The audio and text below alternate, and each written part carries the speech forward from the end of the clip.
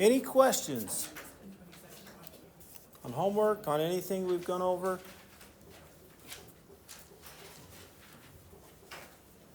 No? All right. Today we're going to talk about the structure of a molecule.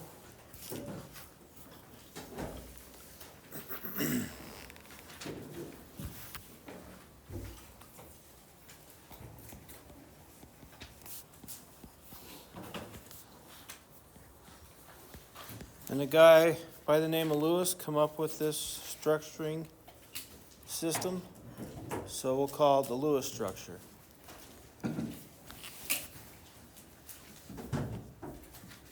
So let's start simple with the Lewis symbol.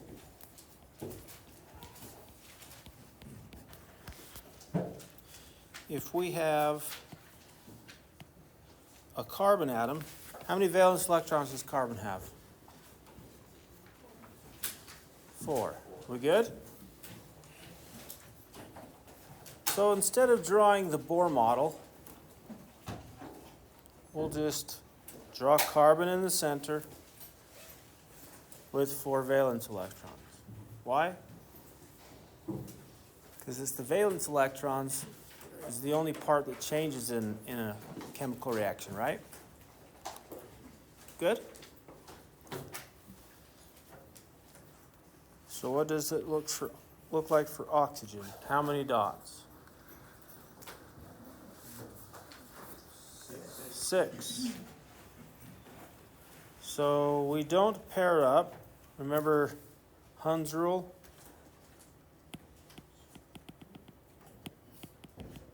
We don't pair up until we have to. Okay, something happened there. There's 4. 5 and 6. Now, do I have to put them on top, the pair on top and onto the right? No, it doesn't matter. It really doesn't matter. Okay? Sulfur. What about the sulfur ion, sulfide ion, S2 minus? What's it going to look like? Yeah, it's going to have 8 because it gained 2 electrons, had 6, it gained 2. Now it has a noble gas octet configuration, right? Okay. And then chlorine, 7. We okay with that? Pretty straightforward.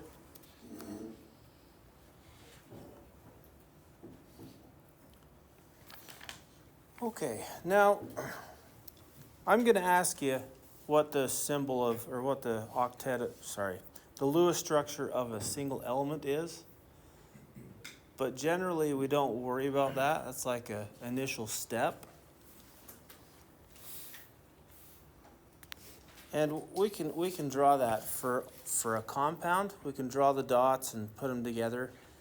What happens to the electrons in a covalent compound again? They share them. Good. So we share them so that they all have an octet. So I'm going to give you a step-by-step how to draw the Lewis structure.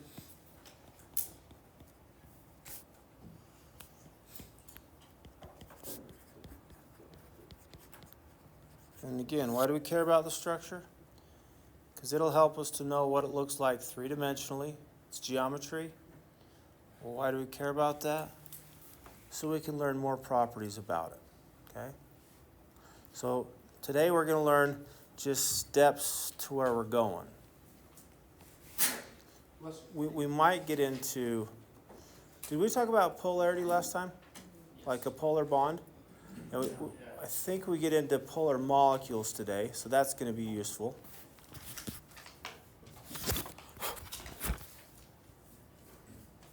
All right, step 1. We count the number of valence electrons in the entire compound. Can you all count valence electrons? Look at the periodic table. So for molecules, for binary molecules anyway, all nonmetals are main group elements, so we could just look at what group they're in to tell us how many valence electrons. Okay, so count valence electrons for entire compound.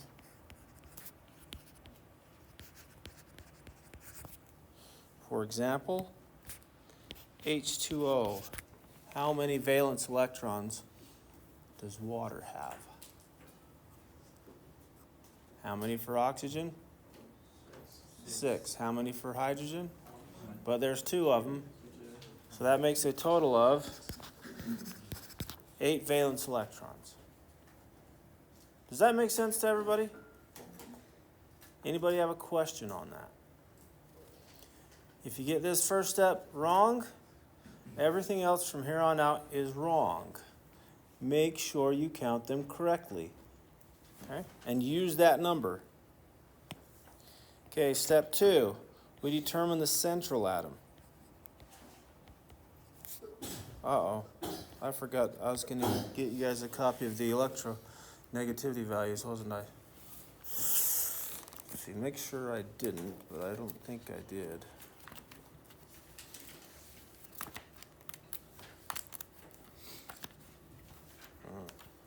Yes, I did not. Yeah. Can we go through that water example one more time? So Yep. hydrogen has 1. So let me just show my work here. Hydrogen has 1 valence electron. There's 2 of them, so I'm going to multiply that by 2. Oh, yes. And oxygen has 6. That's a total of 8 electrons. Thanks for asking. I should have went through that the first time. How do you count them for non-main group elements? We won't have to worry about that. Lewis structures are drawn for covalent compounds, and covalent compounds are made of nonmetals, and all nonmetals are main group elements. Good?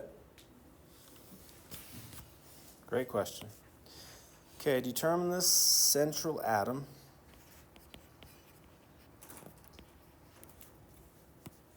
And the central atom, is the least electronegative element.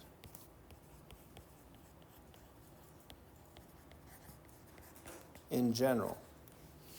There might be some exceptions, right?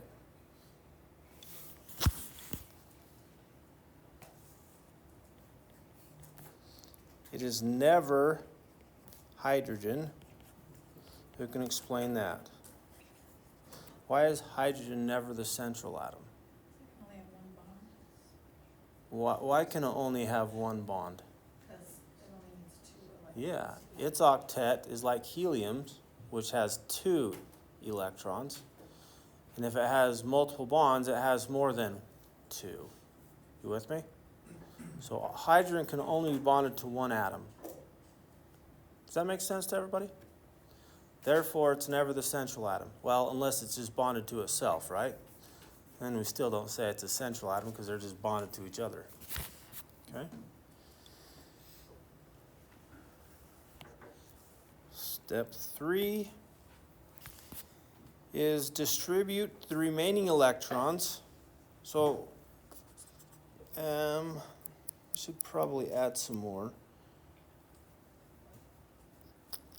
I'm going to add another point, sorry.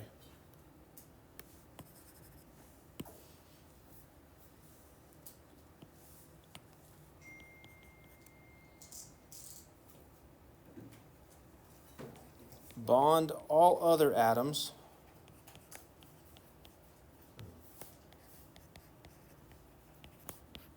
to central atom.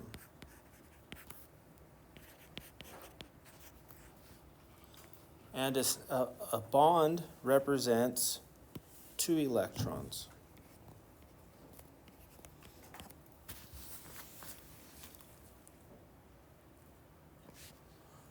Generally 1 from each atom, right? They're sharing.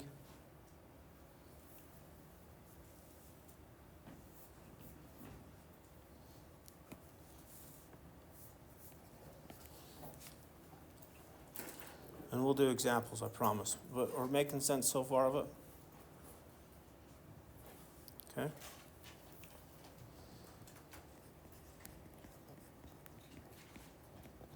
Distribute all other electrons, all the other valence electrons we counted,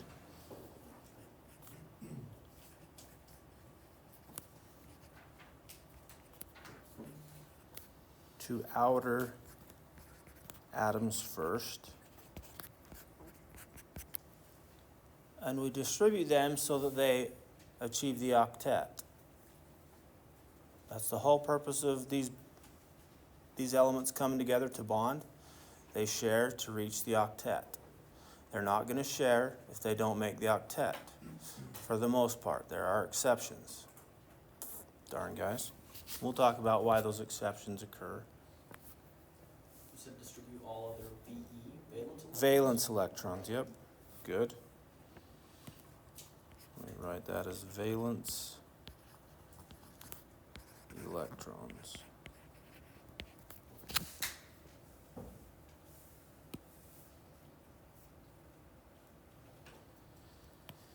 And if we have any more electrons, place remaining electrons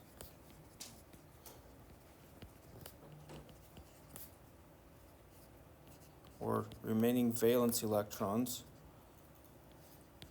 around the central atom.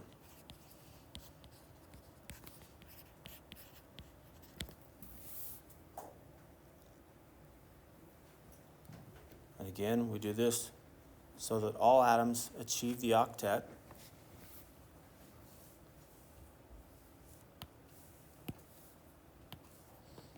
And the last step, if all atoms do not have an octet and we run out of valence electrons, then we rearrange electrons to make a double or a triple bond.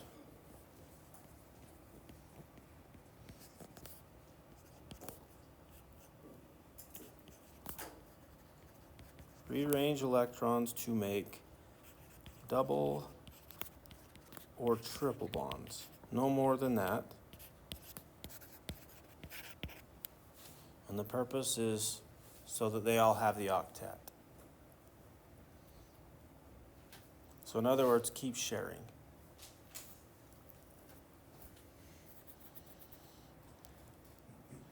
Now, if you follow these steps, that'll get you the Lewis structure. We can use the dots. It gets a little messy. That's why I like these steps.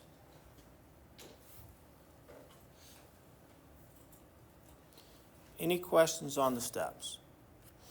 Maybe let's do some examples and see if you have questions. Good idea. Ready to move on? Okay, let's start with the simplest molecule. So first example,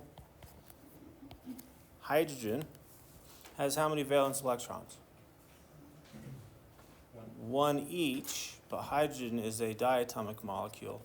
There's 2 hydrogen atoms, so that's a total of 2 valence electrons. You with me? In this case, we don't need to worry about a central atom because they're both hydrogen. So we're just going to bond them together. How many electrons have we used so far? 2. Remember, each bond represents 2 electrons. Now, could I draw this as dots, guys? Sure. There's hydrogen. There's the other hydrogen. 2 electrons make a bond. It's just cleaner, simpler, just to draw a line between. But if you want to draw dots, go for it. I just won't. Okay? Any questions? Hold on. We got to make sure they all have an octet. Does this hydrogen have an octet? What are they doing with the electrons again? They're sharing. That means this hydrogen really has both of them, right? And this hydrogen has both of them. Does it have an octet? It's not 8.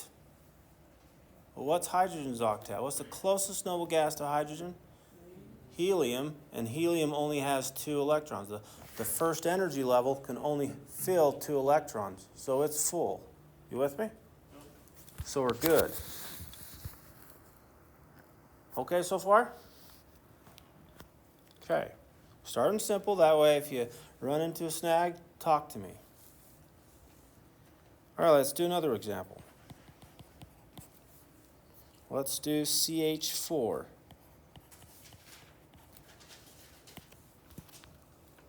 What's our first step?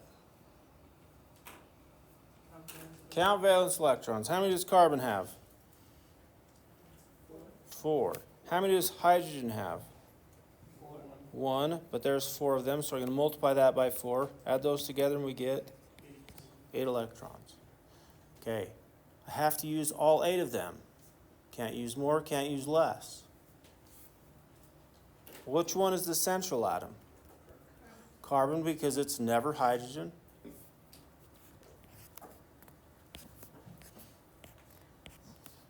Bond all 4 hydrogen atoms to the carbon atom. Generally there's 4 sides, but we will get to 5 sides, 6. They're not really sides, but okay.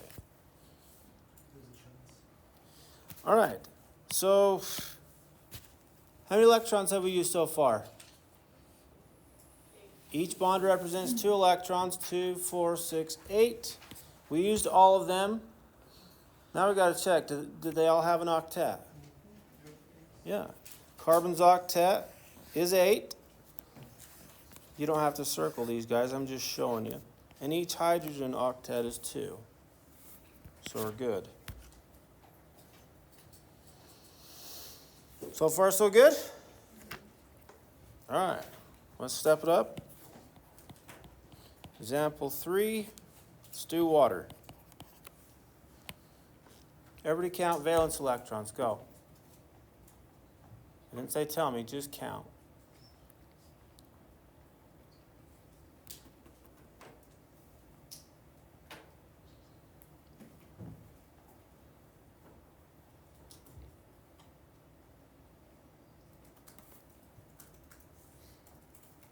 Okay, I'm assuming everybody's done. Who needs more time? Hydrogen has how many? 2 total. 1 times 2, right? So if I show my work, we have 1 multiply 2. How many does oxygen have? 6. That's a total of 8 electrons. Which one's the central atom? Oxygen, because hydrogen is never the central atom. Bond the other 2 hydrogens to the oxygen. How many electrons have we used so far? 4. We have 4 left. Where do we put the 4? Around the hydrogens first? Normally we put it on the outside. That's what the steps say. But hydrogen already has an octet. Never, ever, ever put lone pairs around hydrogen. You with me? So we're going to put them around the oxygen. Our next step is put them around the central atom. We only put them around the outer atoms to give them the octet. Hydrogen already has an octet. So our next step is put the rest around the central atom. Put them as pairs. So we have 2 lone pairs. So let me just write this out. This is called a lone pair of electrons. Why do we call it a lone pair? Because it's not shared to anybody. They're all alone. Follow? And this is a single bond. Do they all have an octet? Yes. Do I need a circle? Talk to me, okay.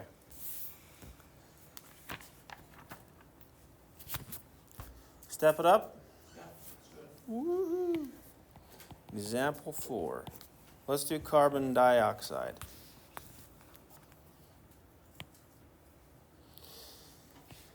Carbon has how many?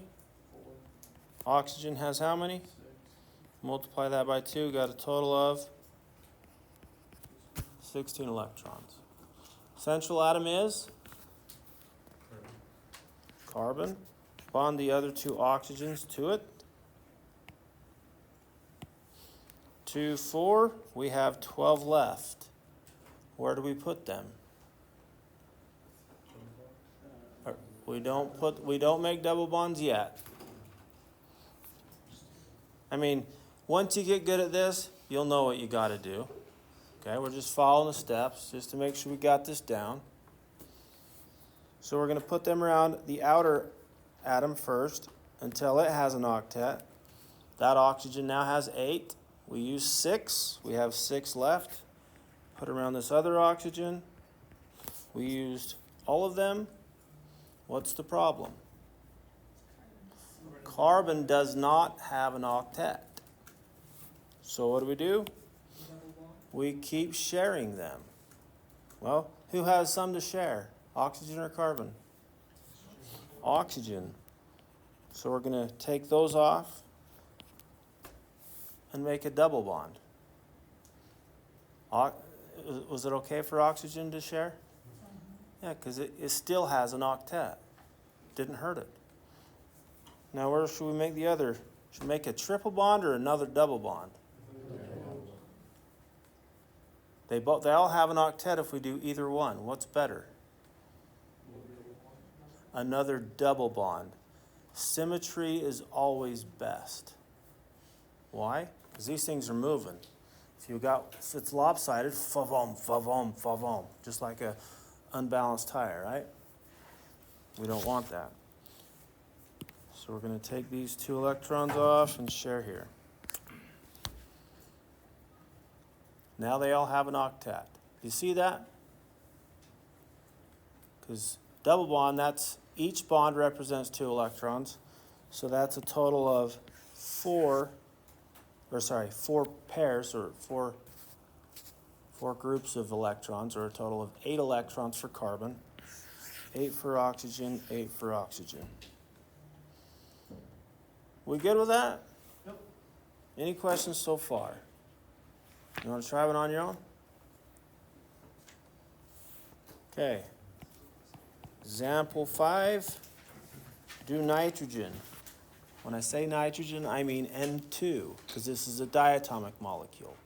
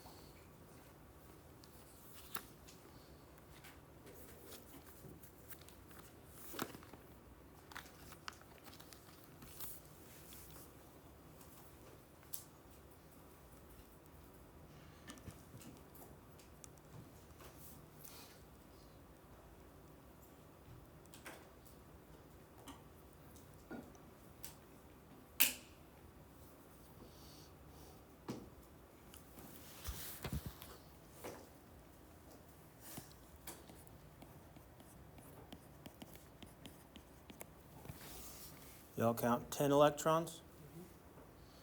Who needs more time before I continue with this one? Okay, I'll wait a minute.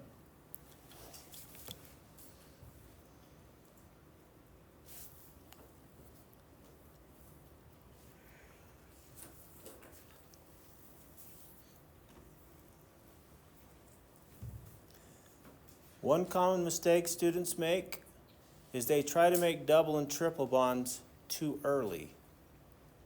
Okay? That's the last step. Now, you do need a triple bond for this one, but don't make them too early. You only make them if they don't have octets.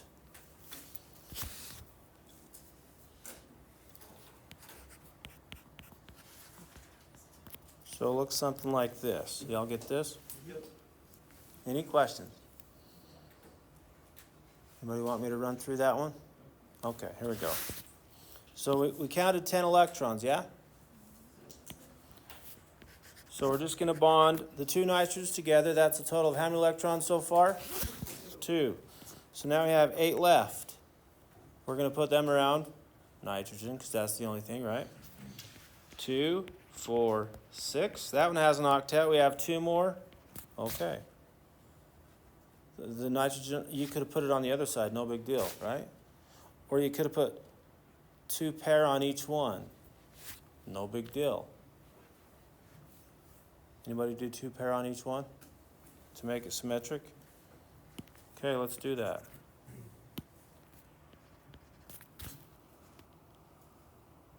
All right. Or should we put 1 on each side and then pair them up? Don't make it confusing. Okay? Let's just keep it simple.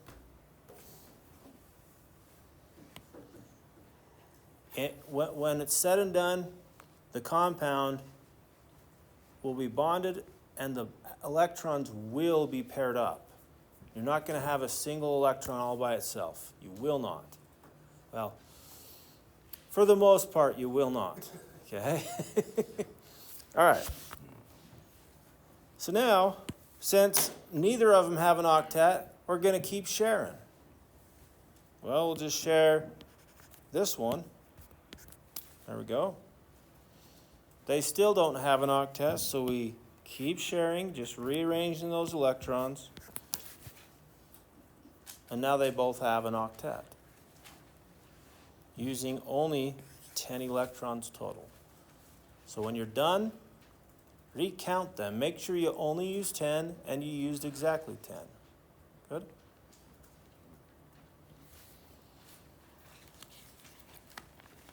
How are we feeling? Yeah, Victor. Are we going to run into an example with an odd pair of valence electrons or an odd number of valence electrons?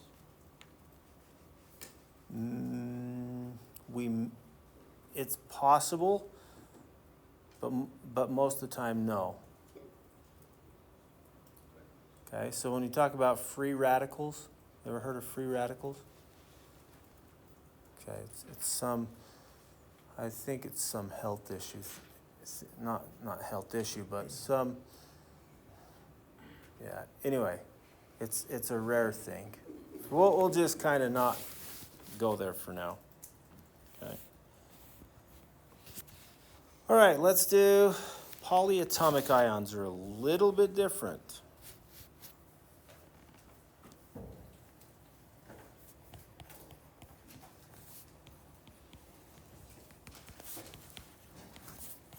Remember, polyatomic ions are just charged covalent compounds, right?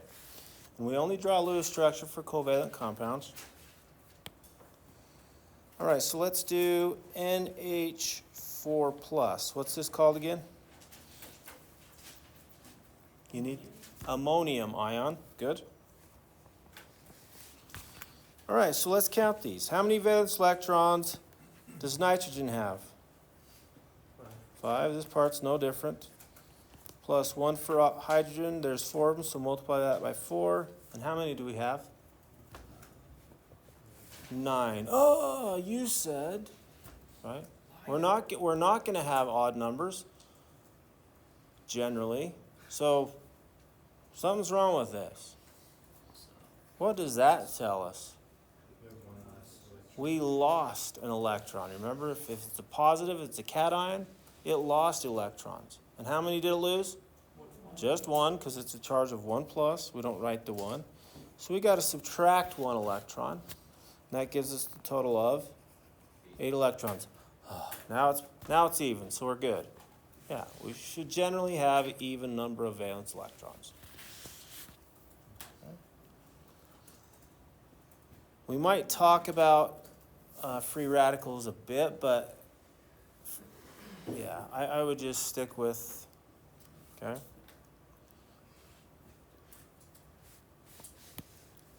All right, essential atom is nitrogen, because it's never hydrogen. Bond the 4 hydrogen atoms to it. How many electrons have we used? 8. Then it's good, right?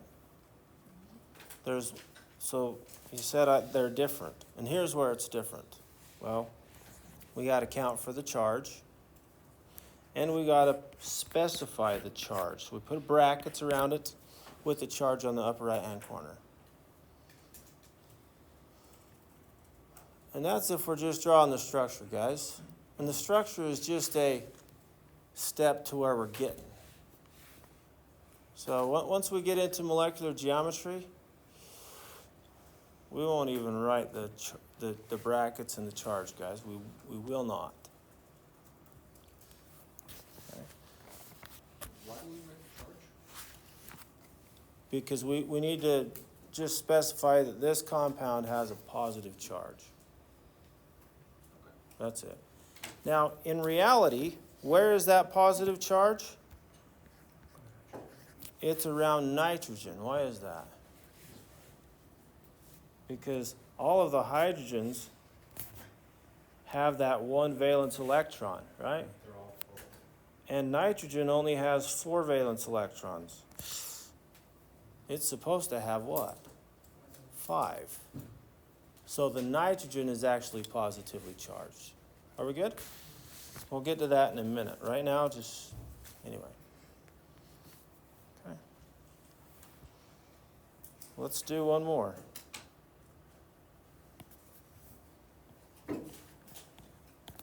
What's that called?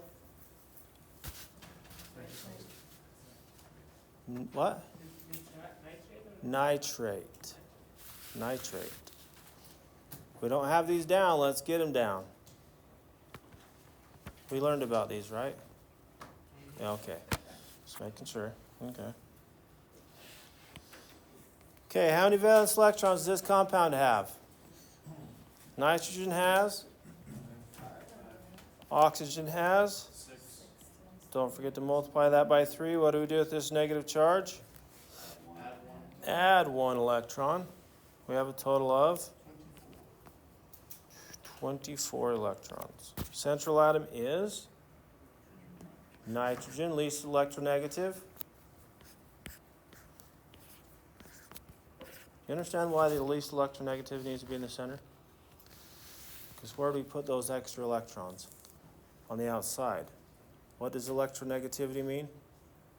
The ability to take in those electrons, right?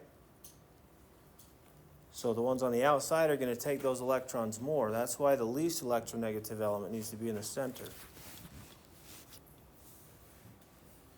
How many electrons have we used so far? 6. So we have 18 left. They're going to go around the oxygen. 2, 4, 6, 8, 10, 12, 14, 16, 18. Okay, we used all of them. Are we happy with that? No? So what do we do? Share. We keep sharing. Who's going to share? Doesn't matter. Well, that wouldn't be fair if just the middle oxygen had to share. Which one's the middle one? If you look at the geometry, we'll get there. They're all the middle one. Because this is, the electrons push each other apart. So what we do, well, like Zan said, it doesn't matter. It really doesn't. It's just, oh, did Nick say it? Oh, I'll give credit to Zan. Okay. All right, so that goes, we're going to take that out and make a double bond there. Now they all have an octet. What are we missing? The charge. The brackets with the charge. Okay, now does that kind of rub anybody wrong? It's like, Seems lopsided. but why could we write it like this? Sure. Or what about this?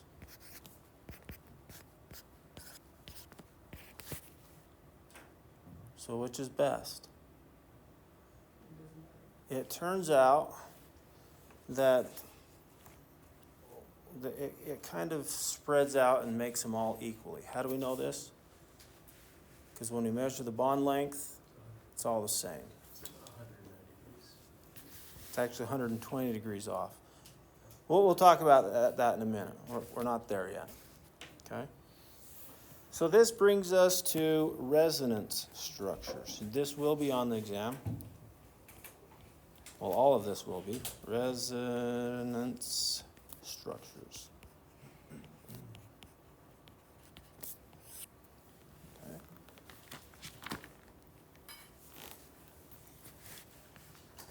So this is when two or more structures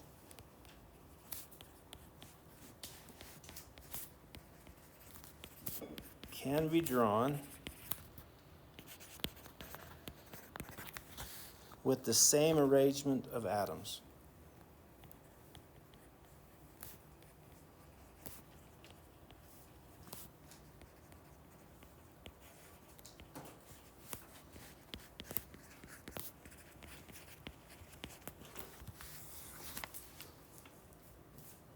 So sometimes we can change the central atom to be something else. Then it's no longer a resonance structure, okay?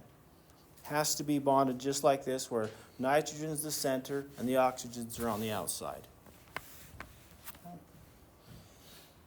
And here's how we draw the resonance structure. Kind of like we did up here. So we might have one that looks like this.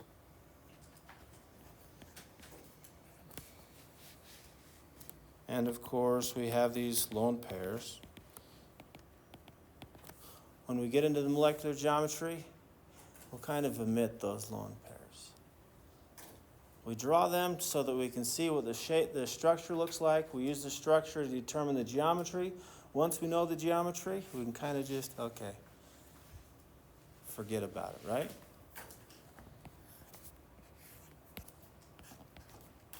Then to show that it's a resonance structure, we just draw this double arrow.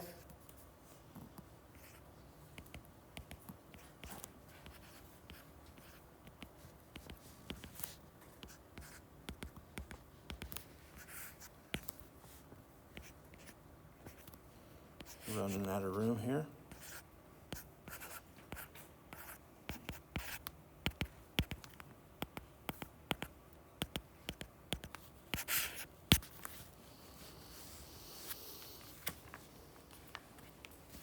Something like that. And so you'll be asked to draw, or you won't be asked to draw because this is multiple choice. It might be saying which of the following is a resonance structure for this compound. Okay.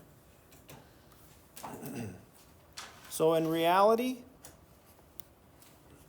it's going to look like this. I'm going to omit the lone pairs. Is that okay?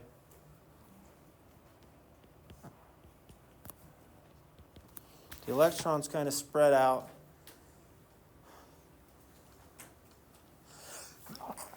Excuse me. It's going to be something like that. But we're just going to draw the resonance structures like that. Good? What do the dotted lines represent? It's kind of like a hybrid bond where it's they just so it just shows that the electrons kind of spread out equally among the bonds. Oh, okay. Conceptual, Yeah. I see. So, but in our case, what we're concerned with here, just draw the resonance structures. Okay. Why don't you draw all the resonance structures for carbonate? Is there a term for the yellow drawing that you have? Probably should say. Can't remember if it's called hybridized or because we what? Simply localized. Ready definition. I don't remember what it's called. That's just you as information, right? It doesn't relate to Yeah. resonance structures.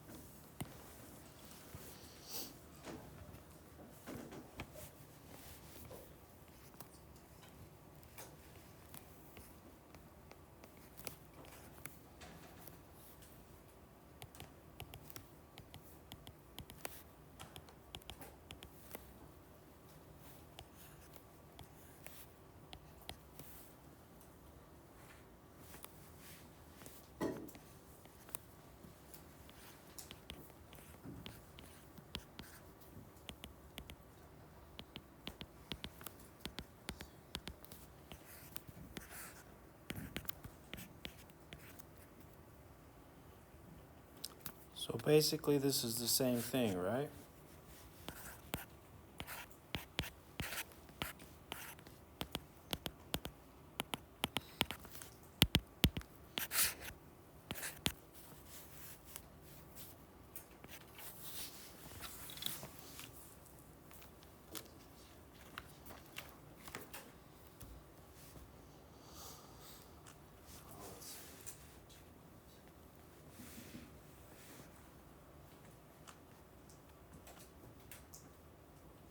Do we need to count valence electrons again?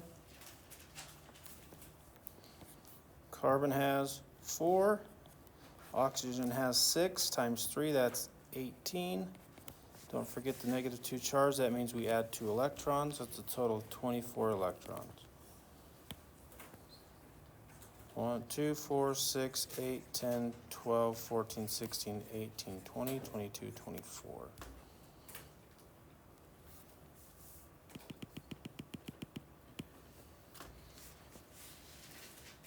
How are we feeling? Okay. Do you want to try some more before we move on to, it's still loose structure, we're just going to add a little component. Because sometimes there's more than one way to draw the structure.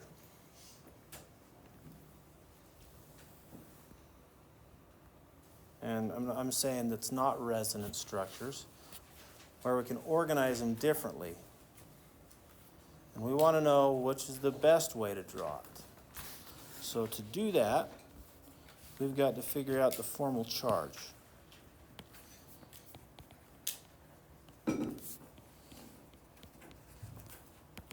Formal charge is basically just a fancy way of saying what's the charge if we just use the electrons that you're given, right? So here's the equation for it. Formal charge is equal to the number of valence electrons. You guys okay with me writing VE? Okay. The number of valence electrons, subtract the number of electrons in the lone pairs,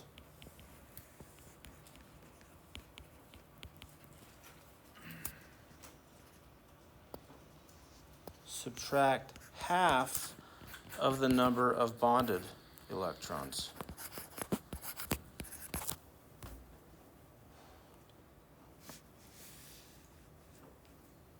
And I'll show you why it is this way, and maybe you'll never want to use this equation. I don't know. But there's a formula that you could always use. If you want to write that on your... In fact, is this on our... This might be on our card. Yeah, formal. Yeah, it gives us that formula on our reference sheet. What's that last part? 1/2 number of... 1/2 the number of bonded electrons. So, for example, this electron. There's 2 electrons right here. Well, only half of those electrons go to carbon. The other half go to oxygen. You with me? Okay, so we'll make sense of this.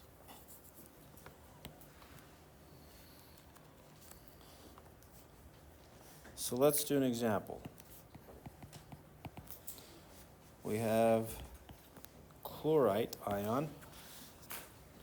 If we count the valence electrons, we got 7 for chlorine, 6 for oxygen, multiply that by 2, and don't forget to add 1 for the charge.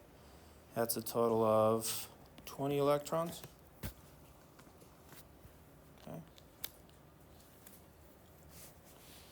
All right, so if we do this, our essential atom is going to be what?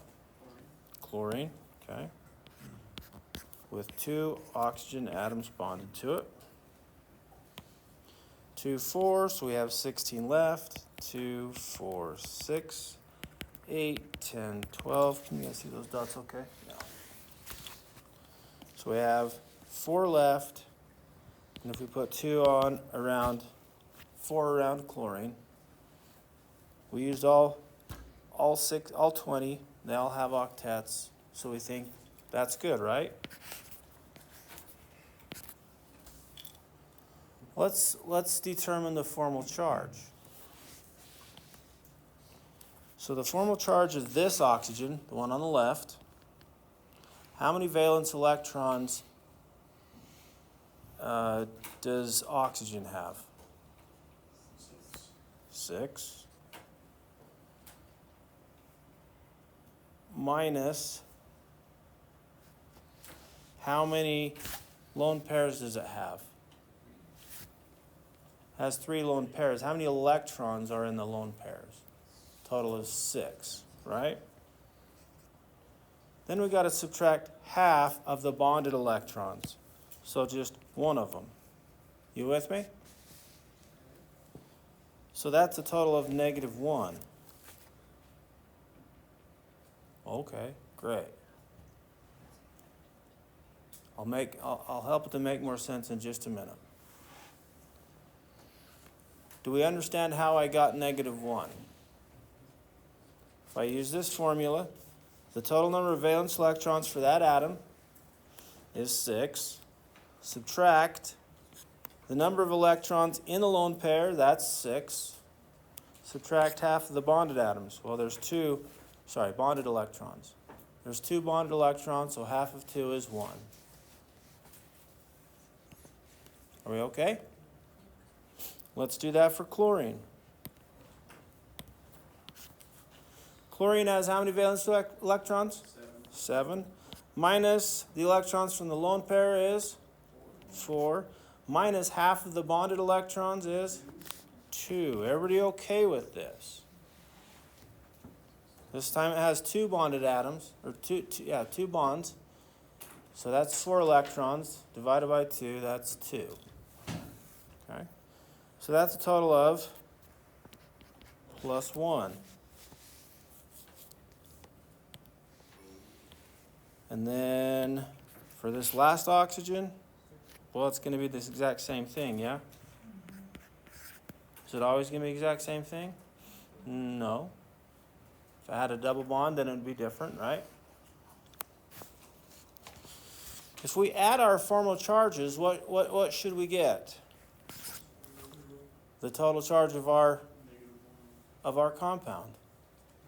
+1, -1, -1 makes -1. You following me so far?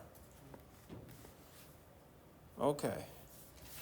Now, let's maybe do it a little bit simpler. Chlorine normally has 7 valence electrons. Yeah? How many does it have right now? 1, 2, 3, 4, 5, 6. Do you see that? Wait, do that again? Okay. Normally, chlorine has 7 valence electrons. But if you draw the ones that are just around chlorine, there's 6 of them. It lost 1 electron, therefore the formal charge is +1. Are we okay with that? Same thing with oxygen. Normally it has how many? 6. How many does it have now? 7. So it gained an electron, that's why its formal charge is -1. You following me?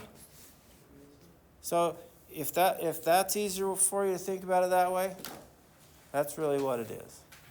Same thing for the other oxygen. Okay? Now, it is more stable. Let's write this down. A molecule is more stable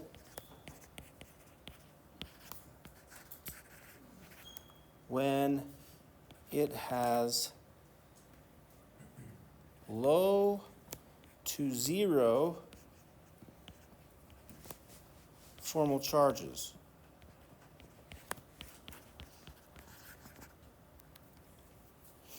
If it's 0, that's the ideal case. But if it does have formal charges, we want the negatives to be on the more or less electronegative elements. More electronegative. Electronegativity means it wants to take in electrons. If it's taking in electrons, it's going to be more negative. You with me? Does that make sense in everybody's mind, or do you have a question on that? Okay.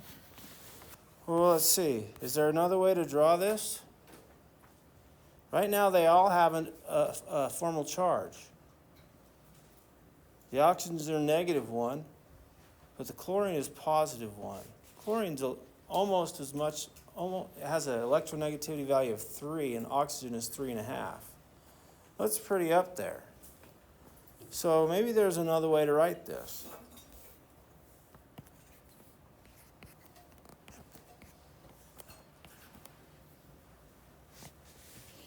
So if we can get chlorine's formal charge to be 0, there's 2 right there. There's 4, there's 7 right there. But what? It doesn't follow the octet, does it? Darn guy. Okay, well, let's just go with it for a minute.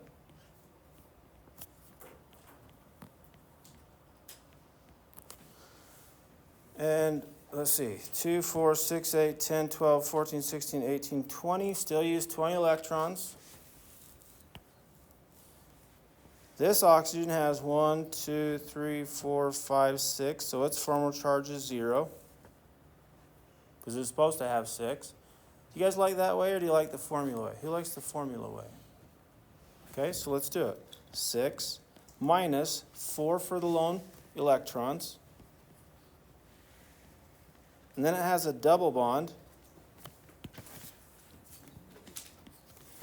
So that's 2 electrons. There's 4 electrons total, divided by 2. That's 2 electrons. That's a total of 0. Good?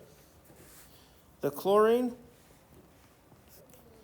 has 7 total, minus 4 for the lone pair electrons. This time it has 3 bonds. Well, double bond and a single bond. That's a total of 6 electrons. Divided by 2 is 3. Well, that's also 0. But you can also count 1, 2, 3, 4, 5, 6, 7. It's supposed to have 7, so it has a 0 formal charge. What about this oxygen? -1, just like it was before, right? Got a total of 6 minus 6 minus 1. Now you might say, but hold on a sec. What about chlorine? Chlorine has more than an octet. And sometimes this happens, and I'll tell you why. Okay? But if we look at the formal charges here, they're all zeros except for oxygen.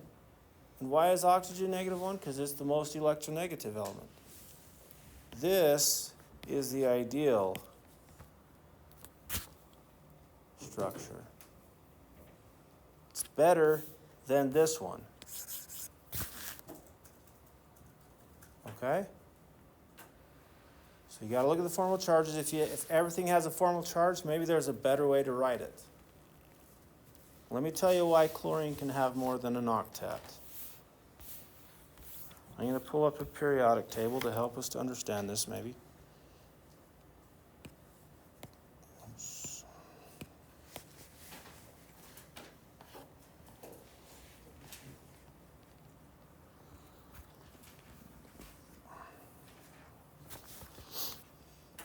And you kind of have to know the electron configuration. Are we good with electron configuration, guys? Okay. So anything with n equals 3 or higher, why 3? Because the d orbital starts at energy level 3. If you remember that. Okay? We have more spaces for electrons. Because of that, third energy level has more space in it. That's why chlorine can have more than an octet. because it has more space in that outer shell. And then that's anything with energy level 3 or higher. Energy level 2 can only have 8. So for those atoms on this energy level or lower, they cannot have more than an octet. You with me? Does that make sense, yes or no? Let me draw it a different way.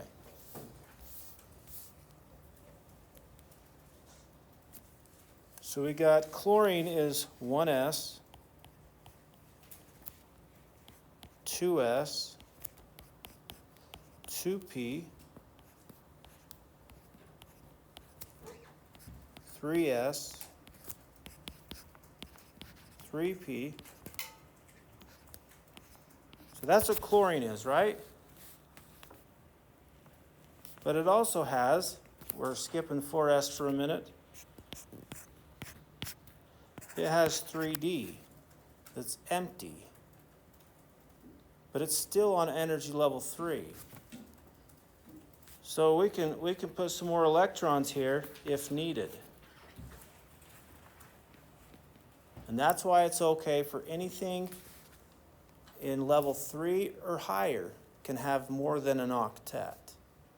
Does it mean it will? No. If it can do it without, then it will.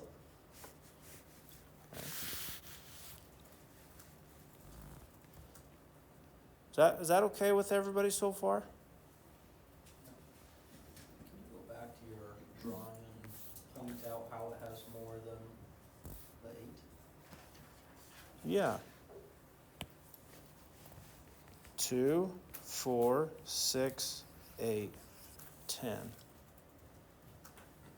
The electrons around chlorine is more than 8. Thank you. Yeah, I'm Kevin. sorry, can you explain again how it has, how it can reach the 3D orbital, even though it's only 7 stops it? If we draw the Bohr model, it's going to be easier to understand. Okay. So there's energy level 1. Energy level 2 can have so energy level 1 can have a maximum of 2 electrons total, right? Because it's so close to that nucleus, there's way too much repulsion to want to have more electrons in there. Then we go out, obviously it makes sense we can put more electrons there. Turns out that the max we could put there is 8 before we have too much repulsion force that kicks everybody out.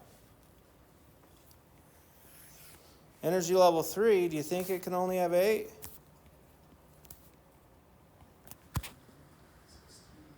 It seems like it should be able to fit more, right? How many more can it have? 10 more. Where do we get those 10 more? Right here. We good? See what you're saying, how do we get there? Because no,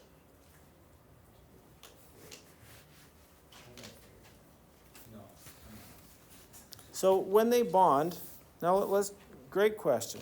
I think I'm just getting confused with, like the subshells and the orbital. When they bond, so if we have, let's see, we was doing chlorine and oxygen. So we have chlorine here, and we have the oxygen over here. Is it really a stick that's holding these together? It's not.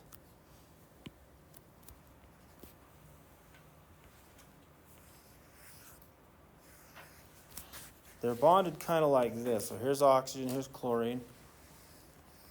They're bonded like this. They're kind of holding together, kind of. So this is could be a 1s or a 2s for this one, okay? And let's see. On this other side, in fact, we'll get into this higher theory next time, is it? I think next time. Then if we have another oxygen over here, and there's a double bond right here, right? So it kind of, I don't know if this is a good way to, maybe because I suck at drawing them. I think it'll make sense with a smaller compound, if you can just wait for a second. That okay? Yeah. And I don't know if we'll get there today, but next time. We'll get there. Is that okay? Yeah, absolutely. Let's see. Can I ask a- Yeah, So is what you're saying that like chlorine can have more than an octet because chlorine is in the third energy level. energy level, and since 3D is technically the third energy level, It can it fit. has all 10 of those spaces to fill, Yep. but because it fills from bottom to top, it's only filled up to the Yeah. It can have more. Doesn't mean it will have more. It only have more if the conditions call for it. Yeah. Did it skip 4S? No. No, okay. It didn't even fill 4S. Or we didn't even fill 3D, really. Right. But since there's more space there, it allows more electrons to be in that region. Good? It's coming together a little bit better, but we'll get there. Yeah, Seth. Are any other elements able to do that as well? Uh-huh. The chlorine, I'm assuming. Anything in energy level 3 or higher. Yep. And the ones that let's see. The common ones that do this: phosphorus, sulfur, chlorine. Xenon is kind of an exception all on its own. Because normally we say xenon doesn't want to react with anybody, right? Okay. What else? I mean, all of these guys can. But we just don't see these guys a whole lot, so I'm sure they all can too. And then these guys are these are metals, so that's not gonna be worried about, right? And this guy right here has less than an octet. And we'll talk about why that in just a minute. Okay?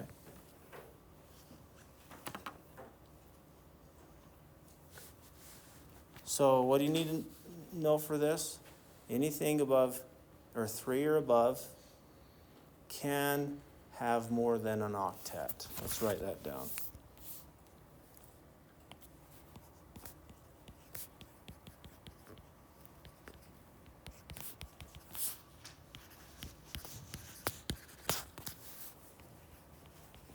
Any element in n equals 3 or greater can have more than an octet.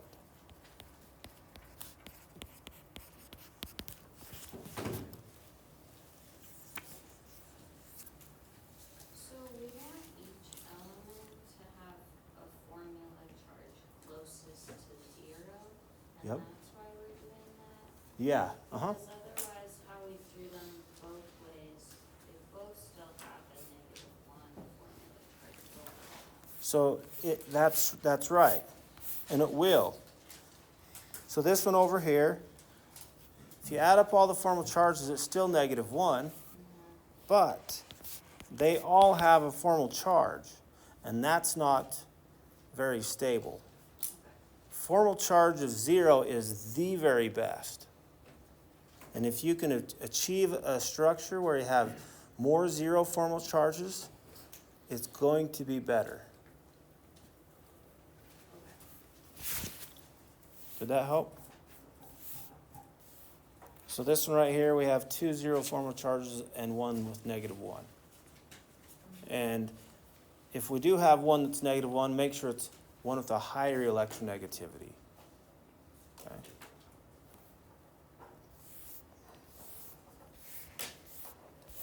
Should we do another one?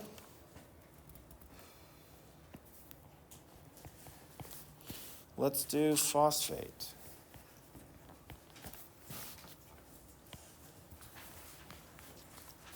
Okay, since we're dealing with phosphorus, that's one in group 3, yeah. So it's also can have more than an octet. But if we draw this structure all on its own, we might draw this, right?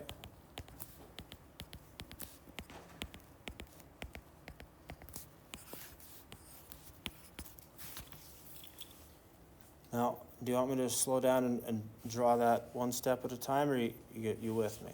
You talk to me. I will if you want me to. Maybe I should.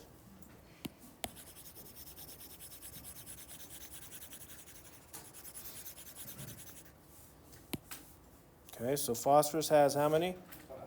5. Oxygen has how many? 6.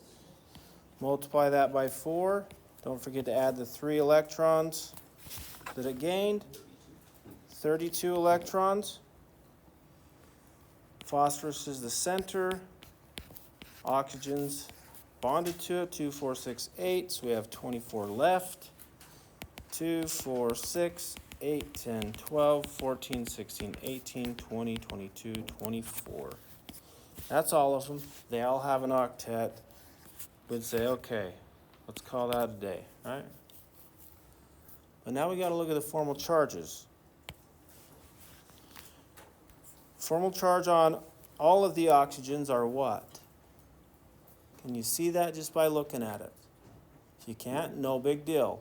Use the formula. Let's just do one of them. It has a total of 6 valence electrons for oxygen, minus the 6 from the lone electrons, minus half of the bond, which is 1, so that's a -1. And you can see they're all the same, right? Can you all see that they're all the same? What's phosphorus? The formal charge for phosphorus? It has 5 minus half of the bonded electrons. That's 4, and that's it, so that's +1. Did I lose anybody? And if you just count them, it has 1, 2, 3, 4. It's supposed to start with 5, so it lost 1 electron. That means it's +1. Good? And oxygen's supposed to have 6. They have 7, so they all gained an electron. And if you count all those formal charges, do we get -3? Yes. Okay. So since they all have a formal charge, there must be a better way to draw this.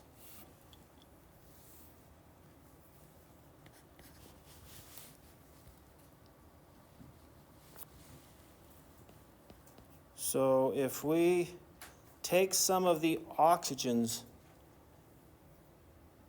extra electrons away so that we can reduce those formal charges, or if we just kind of look at this and say, give phosphorus 5, maybe, right? You all with me, guys? What do you mean give phosphorus 5? 1, 2, 3, 4, 5. If we draw the Lewis structure, it has 5 dots around it, right? Then it bonds with others by sharing their electrons. Oops. Did that make sense or no?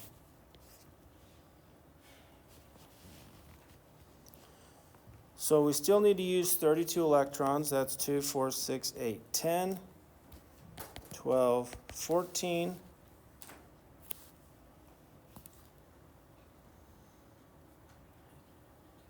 16, 18, 20, 22, 24, 26, 28, 30, 32. So we still have negative one, negative one, negative one. 3 of them with negative ones, yeah. So you're saying essentially if we have a non-zero formal charge on the central atom, we wanna do whatever we can to get that to 0. For these specific elements that can take more than an octet. In all of them, we want the formal charge to be 0, if we can. Right, if we can. Mm-hmm. But if the formal charge is, say, negative 1. And there's no zeros, then we rearrange some of the electrons to see if we can't get it all to be zeros, or more of them to be zeros. Right, and that would be for like elements that couldn't take more than an octet, we would see what we could do. Well, if they can't take more than an octet, you probably won't have this situation, Oh, okay. That's good to know. okay? Let's see. So the formal charge of phosphorus is 0 now. This one's 0. And these are all negative ones. Is there a better way to write it? Yeah. What if we do a double bond between each oxygen and phosphorus? Yeah, let's see what happens. Should we? The oxygen all of them will be 0 and phosphorus will be. So if we do that, then phosphorus has quite a few electrons. How many? 16? Whew, that's double. Might not happen that way, because if we do it like this, and this only has 2 here, 2 here, so this is 0 formal charge, right? What's the formal charge of phosphorus? -3. It's still the -3 charge what it needs to be, right? But why is that not good? Because which one is more electronegative? Oxygen is more electronegative than phosphorus. So if any of them is going to have a negative formal charge, it better be oxygen. And -3 is out of the question, right? We don't want anything more than a 1, right? Well, if we can possibly avoid that. So that's why this is not a good method. And besides, phosphorus has way too many electrons. You with me? So let me go back here.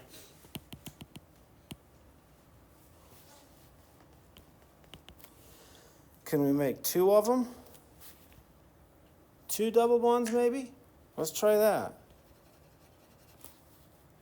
So that's a 0, 0, -1, -1, and that's a what?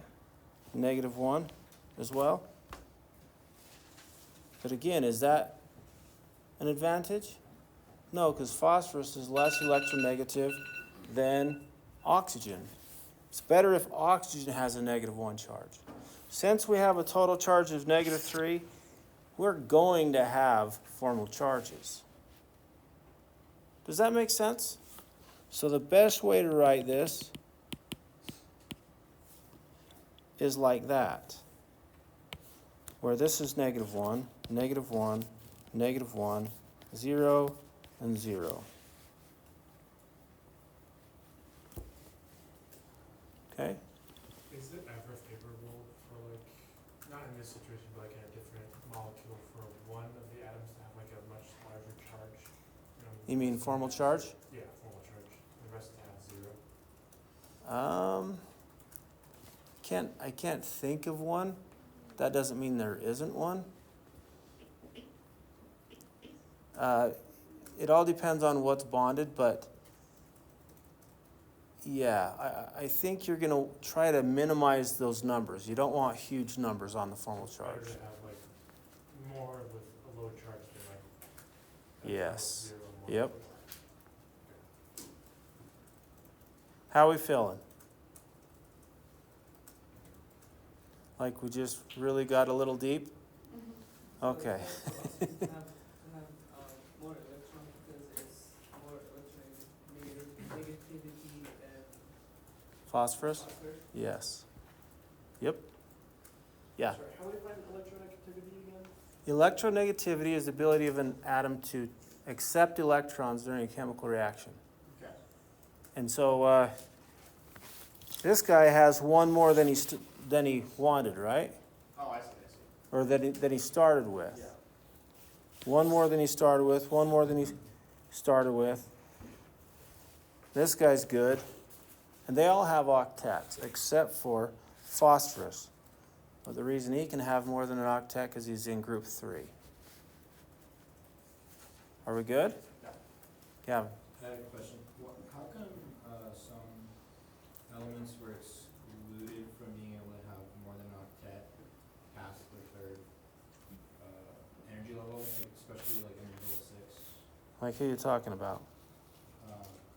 Like how you only start with some of them, like some of the green ones. These are the main ones you see. Yeah. Why don't we see it? Could you have it in these ones? Sure. But why don't we see them? Well, I was saying, why don't we see it in like thallium, lead, bismuth, germanium, tin? It's all past energy. Because these are metals. When we draw Lewis structures, we're drawing them for what? Covalent compounds. These are non-metals. That was kind of what I was thinking. So Yeah. we'll never see that for like transition. No, we won't draw Lewis structures for ionic compounds. Okay. Good? Yeah, thank you. Thanks for asking. Are we good until a break? Or until after break? Or do you want to try, let's see, do we have another one?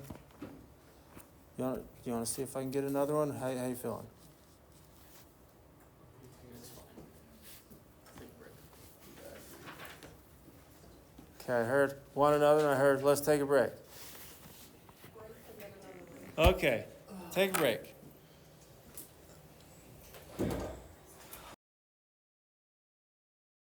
Let's continue. So, I'm not 100% positive this is one. We'll try it. Okay, how many valence electrons does sulfur have?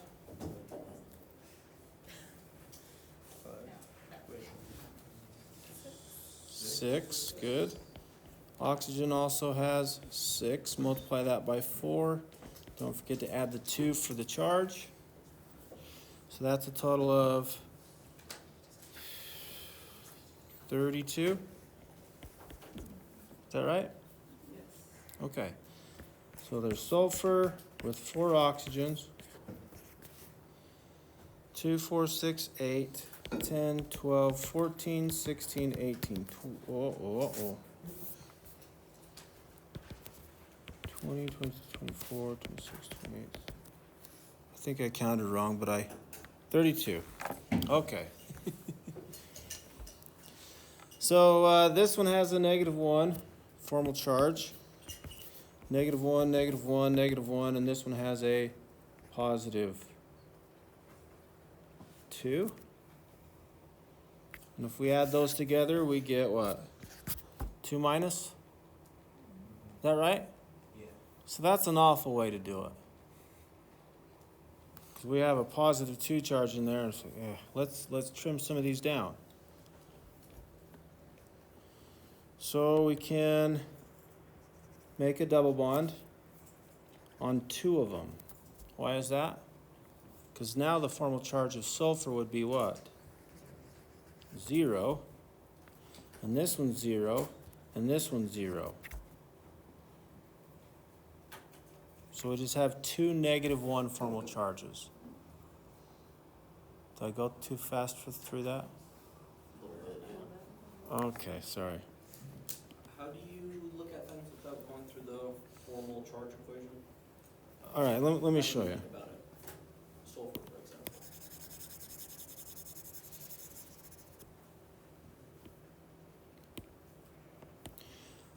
All right, so we have, let me add, oops.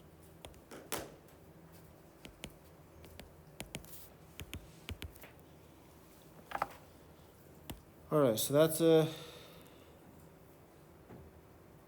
if we look, I'm going to just draw this. For oxygen, we have 1, 2, 3, 4, 5, 6, 7 electrons just around oxygen.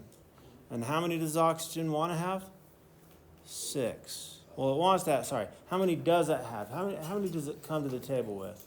6. It has 6 valence electrons. You with me? And it has 7. That means its formal charge is -1. It's like it gained an electron just by bonding, right? And we can look at and do that with all of those. And it's -1 for all the oxygens. And if we do sulfur, 1, 2, 3, 4 around sulfur. And how many does it have to begin with? 6. Oh, that means it lost 2. That means it's +2. Does that make sense? So it's a little bit, if you don't want to deal with that formula, I feel like that's a little easier. But that's me. If you like the formula, stick with it, okay? All right, so let's change some of these. So we moved 2 of them. Uh-oh. 2 from here and here, and it doesn't matter which 2, because it's, as we find the geometry, then it'll make more sense. But we're going to make a double bond there. So now the formal charge of sulfur, we just added 2 more electrons, right? Or half of the bonded electrons. Okay, so that's a total of 6. It wanted 6, so we take that away, and it's a 0 formal charge. Okay? And these oxygens have a 0 formal charge. Do you understand why? And if we use the formula here, has 6 valence electrons, minus the 4 from the lone electrons, and then 2, because there's 4 electrons in the bonds, so half of that is 2, so that's a total of 0. Are we good? Question. Make sure you have this solid before we leave. So if you have a question, please say something. So tell me, who likes the formula better? Okay, I'll do both, just so that we got it. And then of course there's 2 electrons right there, so that has a formal charge of -1, because there's same reason for this one. We have a total 6 minus the 6 lone pairs minus the 1 half of the 2, and that's a -1. Are we good? So that one has only 2 formal charges that aren't 0, and it makes sense because it has a -2 charge. At a -3 charge, there's probably going to be 3, like we saw in the last one, right? -1 charge, 1 of them, like we did in the previous one. Are we good? What about a compound that doesn't have a charge? So, for example, SF6. Oh.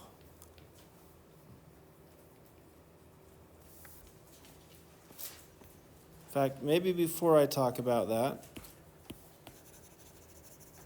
any questions about how to determine the formal charge? Question? Okay, I get that electromagnetic magnetization is how much it wants an electron. Uh-huh. And so you want, how do we, like, if we're given this problem, unless we have it memorized, how do we determine, like, You look at the electronegativity chart. okay, that's, And I was gonna get you one today, and I didn't. My bad. You can Google it for right now, and I will get you a printed copy though. and then we can, and do we get that on exams, or we draw that on? If you write it on your reference sheet, you can have it. Yep. So you get a full page, both sides. So, and you can shrink that down, right? And if you look at my reference sheet, I have everything on there. It's not for this class, so, but you can kind of use it for an idea. Okay. Do we really need that chart? What? Do we really need that chart for these problems? If you don't know which one is more electronegative, then you do. I mean, what do you mean by that? Because Okay. when I think about this problem, just how I would draw this logically is, I know I have 4 oxygens, so I can't have an oxygen in the middle. Doesn't make sense. Okay, good. And that seems like that applies to What all about, the polyatomic what about this oxygens. one right here? Same thing, 2 oxygens, only 1 chlorine, so it has to be the middle one. Okay. Well, I guess the question is, are they gonna give us large compounds that are gonna have like 4 different atoms in it? Yes. And that would be when we need to know that, Or no, 4 different atoms? No, or elements, I mean. no. Okay. It's gonna be That- pretty simple It's just like two compounds. There will be some with more than 4 bonds, though. That's where we're getting to. So I guess, yeah, you're right. Okay. So like if we have sulfur chloride, like SCO, like which one is more electronegative? So Yeah, they're really, well, yeah, to know that, you'd have to look at that chart. And it turns out fluorine's the most electronegative, right? Did we talk about that? So which one's closer to fluorine, sulfur or chlorine? Chlorine is. Therefore, it's more electronegative. I mean, that's just the trend. If you want to know exact, you look at that chart. Okay, so maybe I'm just being ignorant by thinking, with all the examples that we've done, it's worked out this way. Yeah, It's not maybe. always true. Maybe, or I am. I don't know. Oh. I couldn't tell you off the top of my head. I just couldn't. Sorry. But to determine polarity, you're going to need that table anyway. So I would just have it. All right. Let's talk about the other examples that don't follow the octet.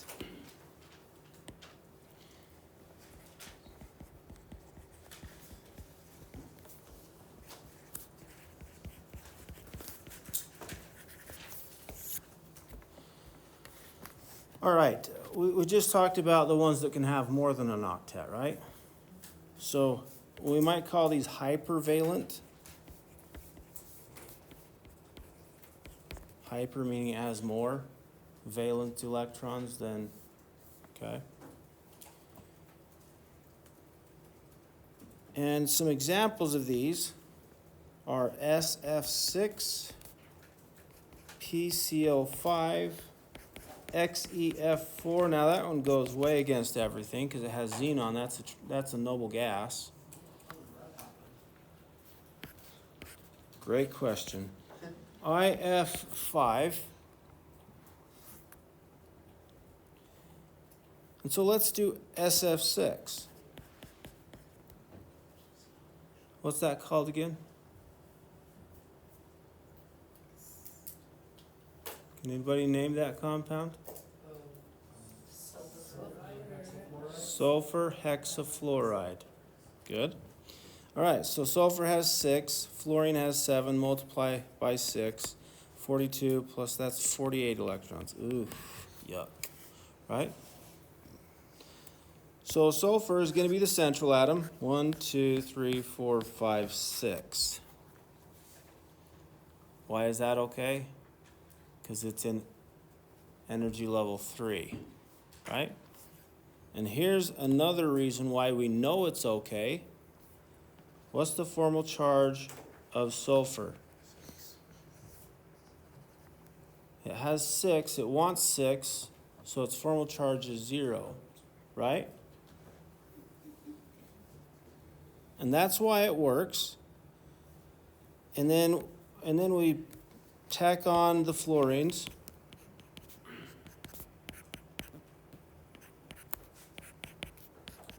Two, 4, 6, 8, 10, 12. We have 36 left. Let's put the electrons around fluorine. 2, 4, 6, 8, 10, 12, 14, 16, 18, 20, 22, 24, 26, 28, 30, 32, 34, 36. We used all of them. What's the formal charge of fluorine? Should we count it? How many does fluorine have? How many valence electrons does fluorine have? Minus, how many lone electrons does it have? 6.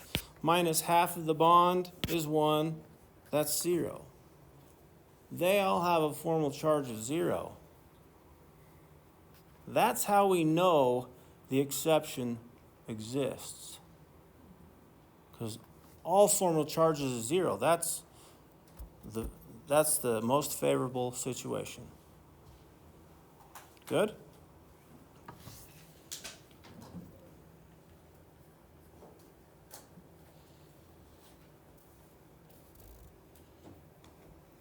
So how is it an exception? They just, Well, the way you would, so sulfur is in energy level 3 or higher, right? yes, That means it can have more than an octet. But the reason this is ideal is because the formal charge of every single atom is 0. We're saying it's because it doesn't have an octet, that's why it's an exception. oh, I see, because Is it that what you're doesn't saying? have. Yeah, sulfur does not have an octet. How many does it have around it? 12? 12 electrons? That's not an octet. But the reason it's okay is because sulfur is in N equals 3, right? So it can have more. And also the formal charge of everything is 0. So that's ideal. We good? Okay, there's a couple that have less than an octet, and one of them is just, I still can't wrap my head around it. So BF3, for example, if we draw this, let's go ahead and draw this. So we have 3 valence electrons for boron, 7 for fluorine, but there's 3, so multiply that by 3, that's a total of 24 electrons. Did I go too fast? Okay. Boron is the central atom. 3 fluorines, it's 2, 4, 6. We have 18 left. 2, 4, 6, 8, 10, 12, 14, 16, 18. We used all 18. Now it would be, first thing you'd want to do is give a double bond, right? But what is boron's formal charge? 0. So it wants 3, it has 3. Its formal charge is 0. Or if we use the equation, it has 3. We subtract, has 0 lone pairs, 0 lone electrons, minus half of the bonded electrons is 3. That's 0. Okay?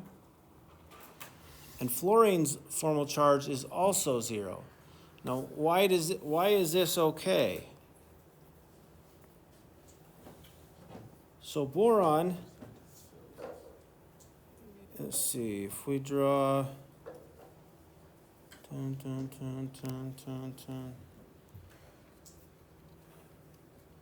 trying to think for a minute.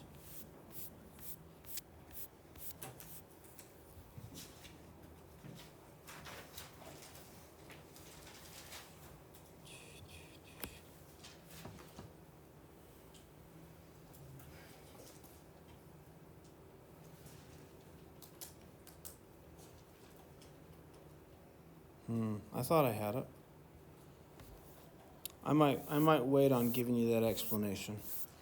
Sorry. It's probably just out of my brain for a second. So take away that all of the formal charges are 0? Yeah, So all it's four. happy in the configuration? Yeah, and that's normally what I tell my high school students. We don't go that deep in high school. We just keep it straightforward. We don't tell the reasons. Yeah. Is that a trend in like molecules where all of the Yes. all the atoms have reflect.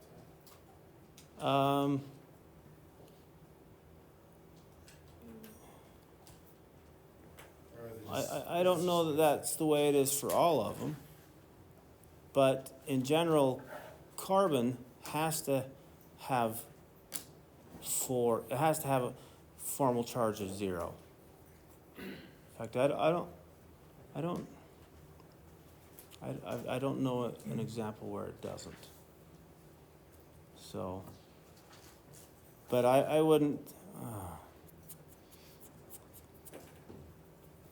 yeah, I can't think of examples, so, yeah. Never mind. I was just trying to figure out. Are you trying to figure out why boron is not what it's on? Well, it's because it has a formal charge of 0. But I was just thinking if there was another reason, kind of like the n equals 3 or higher can have more. Is it because it's like hydrogen? Because it's only atomic number 5, so fills the outer shell with 3 and the inner shell's 2, so that's 5. Would that be why? Is it satisfied with that? No, I don't think so. Okay. I'll look into that. There is one more, and it's only one compound. So I don't know if you want to know an exception just for one compound. BEF3, what kind of compound does that look like? Is that BEH or BEF? BEH, sorry, I said F. BEH2. This is called beryllium dihydride. The way I said it sounds like a what? Covalent compound. But beryllium is a what? Metal? Uh-oh. There's one example of a metal and a non-metal that's not an ionic compound. I almost want to just throw this one out because I still can't get my brain wrapped around it. But I tried having AI tell me about it. I still can't. It just it doesn't make any sense to me. So Speaking of that, who's the xenon one bond? great question. You're not gonna show us? Well, I'll show you an example of it, but why? I guess it's not an inert gas. The one before you used boron, which is alloyed. It's not metal. But beryllium is a metal. I mean the example before, like the Yes. boron So this is a covalent compound. is it supposed to be between two non-metals? Well, metalloid. What's metalloids? Oh, They're between metals and non-metals, right? Yeah. No, great question. Great question. So, but if we draw this, it's going to be something like this. And we're done. Why is that okay? His formal charge is still 0. I still don't like it because in my mind, I'm thinking ionic compound. But anyway. So, oh, I see. It's a covalent compound, but it appears to be. But it has a metal in it. And this is the only example that is done. With a metal, yep. And knowing the guy who wrote the test, that might be in there. Okay. I mean, great guy, don't get me wrong. Do you think, because this is an exception, or there's other exceptions like out there, like in nature or other, even like planets that we just haven't seen? Sorry, say that again? That since this is an exception, like a metal and a non-metal bonding covalently, is that what we're saying? Yeah, Do you think that that's possible elsewhere in nature, just haven't seen it? maybe. In other planets or Maybe. other places with other elements? Definitely, yeah. We don't Right. we don't know a whole lot compared to everything there is to know. Right. So maybe. But let's move on. I think if we just beat it a little bit more, it'll just maybe confuse us more, maybe. Yeah. Sorry, I wanted to ask, why is it a compound and an ionic compound if it's a metal and no metal? It's just the I way it haven't is. wrapped my head around it yet. It's just an exception. Cool. We don't. So sorry, I can't tell you that one. Gotta ask the aliens too. Um, No? I will see if I can figure that out, but I tried and think, what is going on? What? Why? I don't know. Maybe it's just one of those things. Don't ask why, I just know. But I don't. I don't like that though. One of those you Well, tell like an you, asteroid trade I don't from like the that. aliens. Yeah, it's just the way that it is. Okay. Are we good with Lewis structures?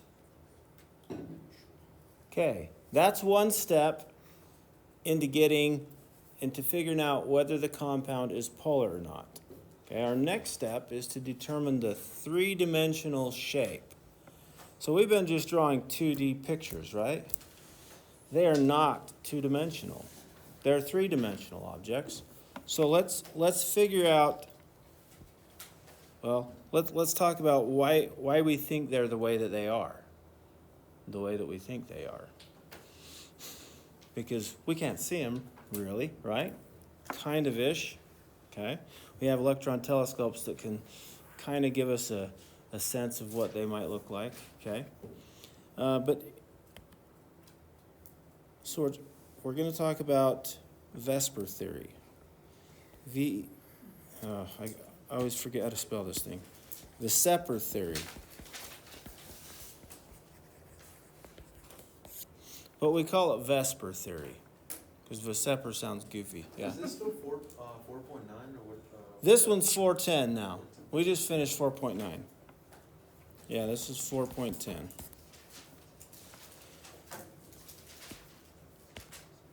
Okay, so VS stands for valence shell. You guys know what the valence shell is? That's the outside shell, the highest energy level. You with me?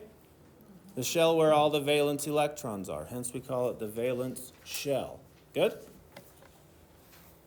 Electron pair, because when we've been drawing these structures, all the electrons are paired up, right?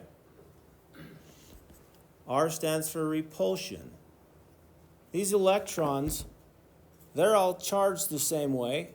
They want to be as far apart as they can be from one another. They repel each other. You with me? So because of this, it makes them the shape that they are. So let me give you the steps in determining the molecular geometry. Because really that's what we're looking for is molecular geometry.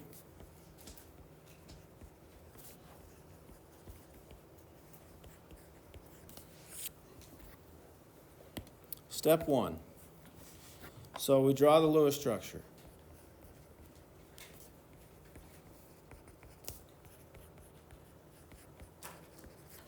And if you don't remember how to draw the Lewis structure, refer to those steps, right? Step two is count the number of electron regions around the central atom.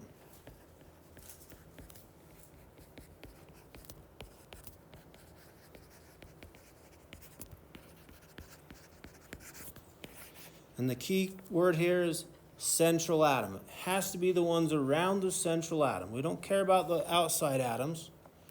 That's why I'm saying we kind of just ignore those lone pairs on the outer atoms, right? We don't really care about those when we want to know the shape.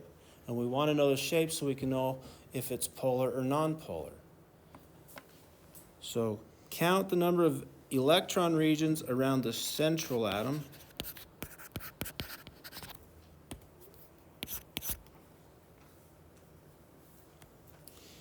And here's how we do that. So every pair, I shouldn't say pair. So we count the number of lone pairs not lope pairs. And you guys know what a lone pair is, right? It's two dots around just the central atom. We don't care about the outside atoms, just the central atom. And the number of bonded atoms.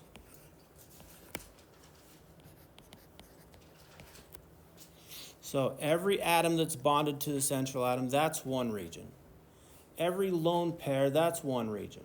What if we have a double bond? That's still one region because it's only bonded to one atom. You with me? Good. Or a triple bond, same thing, just one region.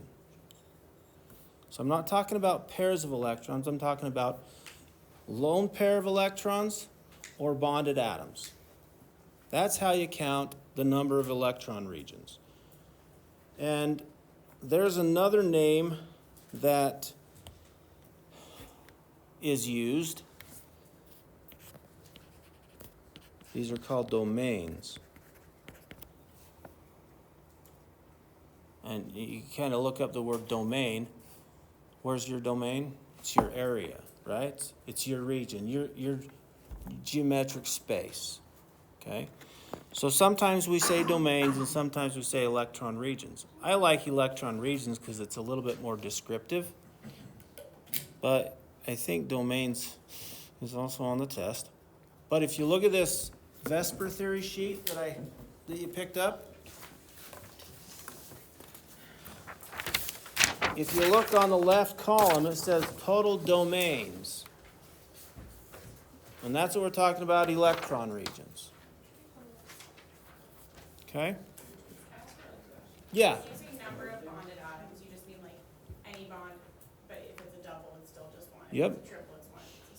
It, like for water, H2O has two bonded atoms.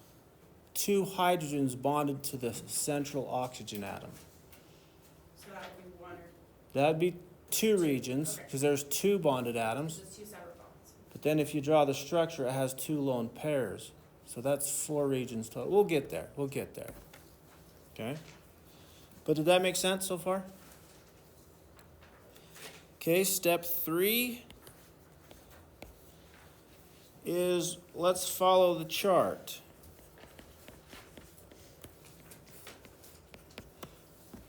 So what does that mean? You going to get this on the test? No. So you have to make sense of these or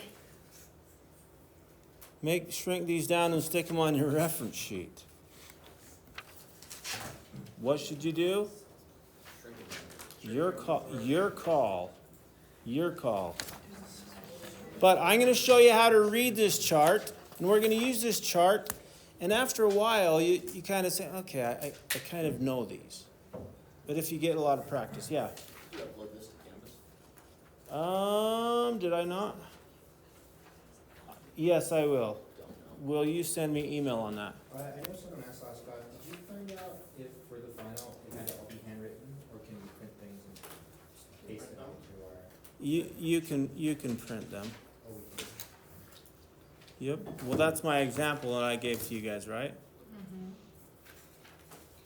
I think it says in Canvas that it has to be handwritten. Yeah. But the testing center knows that it's fine. I will double check. Thank you. No, I think you can. Because last semester, not this class, but another class, I even helped one of my students make one. I grabbed this. In fact, it was that student that was really struggling and took it 5 times, Yeah. And I took this and I shrunk it down and stuck it on his little, because he only had one little 3x5 card to use, right? I shrunk it down that size and stuck it on there. It says, use this, okay? And that helped him, so. But, and he was allowed to use it, so, yeah. I'll double check. But I'm pretty sure, okay? Well, another thing that this Canvas says is you can use a periodic table that doesn't have the names. Did you notice that? Yeah, it says Anybody? that there can be jobs that have domains on it. Yeah. This is I changed it because, you know what, there's this 3-year-old little girl, I don't know if you've seen her on the Ellen DeGeneres show, that memorized all the elements on the periodic table. Oh, it's cute, it's really neat, but guys, we have more things to do. Thank you. So anyway, I changed a few things because I know how it is to be a student, and anyway, but I'm pretty sure it's okay. I will double check. Okay. So follow the chart that I give you. And then step 4 is draw as 3D object. Can you guys draw me a cube? Yes.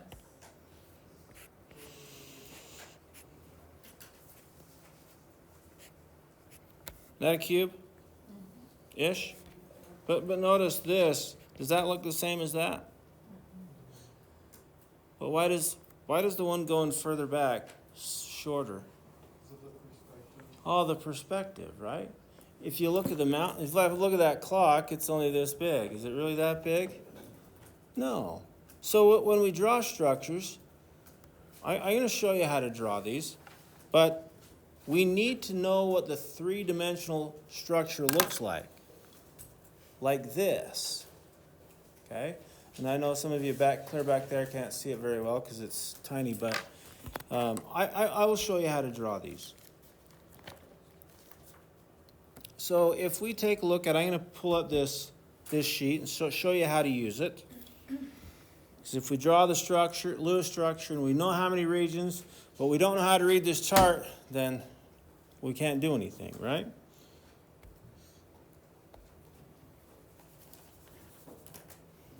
Let's see.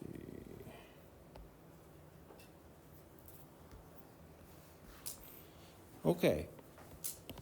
So here it says the number of bonded atoms, the number of lone pairs, and right here this is the total domains, but that's the number of electron regions, right? If we know those 3, we can figure out the molecular shape, or another name is molecular geometry. You guys know geometry and shape are about the same things, right? And electron geometry. I don't know why it's called this way. I just found this on Google. And it's a great chart other than that one name, but okay. Are we good? So if we have 3 electron regions, 2 bonded atoms, and 1 lone pair, well, that means it's bent, and the electron geometry is trigonal planar. I'll tell you what that means in a minute. But that's how you read this chart. You with me? Okay, we'll come back and refer to that. Let's do some examples.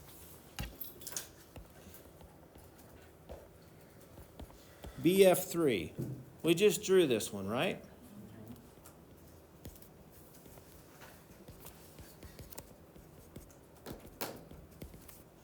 And I'm drawing these dots because this is how you draw the structure, right?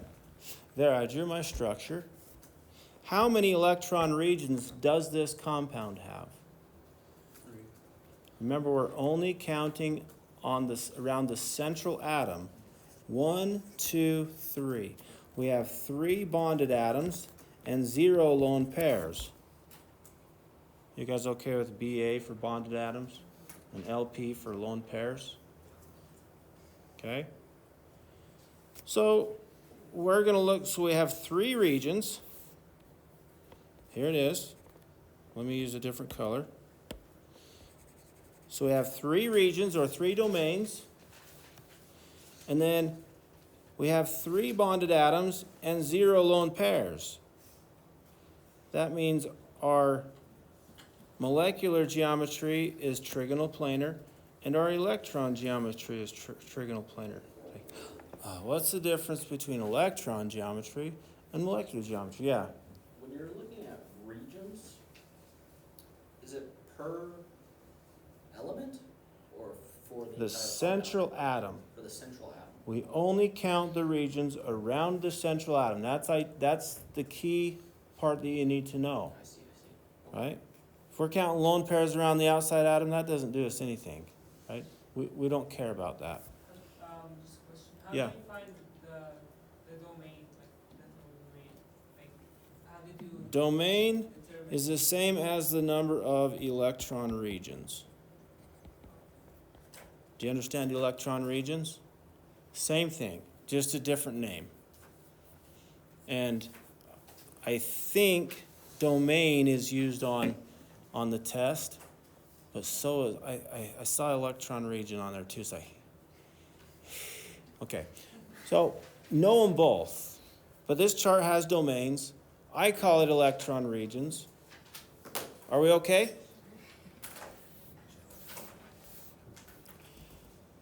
All right. Let's talk about what. So here is this molecule right here. Y'all see this? Okay. This is what it looks like. Now, why does it look like this and not like the way that we've drawn it? Yeah, these electrons, these regions want to be as far apart as they can be. And what's as far apart as they can be? 120 degrees. If it goes a little bit in, that's a little bit closer. So if it's in the same plane, 120 degrees, that's as far apart as it could be. What if it goes this way? Well, then it gets closer to this one over here, right? Far apart as they could be is 360, full circle. Divide 3 is 120. You with me? Okay. So if we draw this, it's going to look something like this. Notice I didn't draw the lone pairs because I don't care about the lone pairs once I'm talking about the geometry. Are we good? Can you rewind to the chart for 1 second? So there's 3 total domains and then you have. 3 of these regions are bonded atoms, and there's 0 lone pairs. So that tells me the molecular geometry, if I'm just looking at the bonded atoms, it shows, why do we call this trigonal planar, guys? It's a triangle in one plane. Y'all see that? So there's like never gonna be any other combination other than. What's on here? Okay. That's right. What's the difference between molecular shape and electron geometry? Good, it's just getting there. So the molecular geometry, we're talking about the bonds, just the bonds. Not the lone pairs, just the bonds. This doesn't have any lone pairs, so that's why they're the same. The electron geometry, we care about the electron regions. That's it. So if we look at these regions, it's the same shape. If we don't care about the bonded atoms, just the regions, if you have 3 regions, it's going to make that shape. You with me? It'll make more sense as we get other examples with lone pairs. Sound good? Yeah. So electron geometry, that's always dependent just specifically on the amount of, like you're saying, Regions. to include pairs. Yeah. Let's take a look at this for a minute. Let me use black here so we can all see. All right, so if we have one region,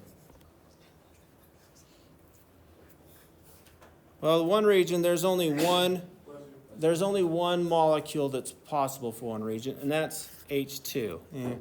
It's linear, okay, always, okay? But if we look at 2 regions, notice the electron geometry is always linear. That's good. If you know that, you don't have to worry about the geometry. Just, okay, I know it's linear. There's 2 regions, so I know it's linear. Good? What about 3 regions? The electron geometry is always trigonal planar. It's always this way. If we have 3 regions, the electron geometry is always trigonal planar. Always. Doesn't change. If we have 4 regions, what is it always? Tetrahedral. And that looks like this. I'll show you how to draw that in a minute. Okay? Flip it over. If we look at 5 domains or 5 electron regions, what's the electron geometry always going to be? Trigonal bipyramid. Yeah. What about 6 regions? Octahedral. So the electrons will make it whatever shape it is. But what if we have a situation where we have 1 lone pair and 2 bonded atoms? This is 3 regions. Look on our chart. 2 bonded atoms, 1 lone pair. What does it make the molecular geometry? Bent. We're just looking at the bonded atoms. And why do we call that bent? Because it looks like a bent line. Do we care about this for the molecular geometry? No, but that's what causes these things to bend down. You with me? And you might say, who cares? Why do we need? We'll get there, I promise. Okay? It helps us to determine if the molecule is polar or not. So we can hopefully easily tell if a bond is polar, right? Now we're going to determine if the whole thing is polar. Not now, but eventually. Are we good? So Yeah. what you're saying essentially is like we just will never count the square pairs for molecular shape, and then so we can just like take those away, like for example. We don't take them away. 4. Right. Well, I guess I'm saying for the shape, because for 4 it turns linear, but if you were to like in your head detract the 3 lone pairs, it would just be a straight line. Nope. So that's not how. No. You don't get rid of the lone pairs. The lone pairs make them at their angles, whatever they are. So for this one, this is 2 bonded atoms and 1 lone pair. So that angle right there is still 120 degrees. Well, slightly less, but for our purposes, we'll just say about 120 degrees. This angle right here, 120 degrees. This angle right here, 120 degrees. So these electrons make that shape whatever it is. And then if we just look at the bonded atoms, what does that look like? Bent. So we call it bent. If there wasn't a lone pair, it would be straight. That's right. It would be linear. But then there's only 2 regions, and if you look at on the chart, if you have 2 regions, what's the shape always going to be? Linear. Yep. So. But yeah, that's right. So what you're saying. So like, I don't have a big example. This is just, I should have brought more here. I missed some. It's the lone pairs that are affecting the bond angle. Uh-huh. essentially, and that's Yes. what is changing. Yep. So for like the bottom one, where you have 3 lone pairs, those 3 lone pairs are making it a straight line from X to A. We're saying that's linear because it's just. Well, it's because we have this right here. Right.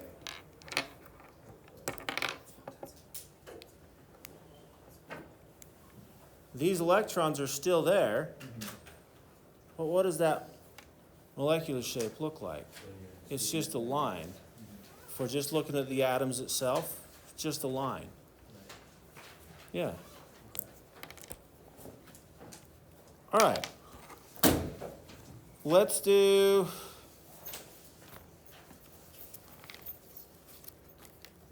And we probably won't get to polarity today. But let's do water. Did we draw the structure for water yet? Yeah, but do you have to memorize it? No, you don't. Okay, so let's draw it. Draw the Lewis structure. How many valence electrons does hydrogen have? 1. Multiply that by 2. And oxygen has 6. That's a total of 8 electrons. Which one's the central atom? Oxygen. And the way we draw this, do we have to draw it this way, or can I draw it this way? Sure. It doesn't matter. Okay? It really doesn't. That's why we have to determine the molecular geometry, so we know what it looks like.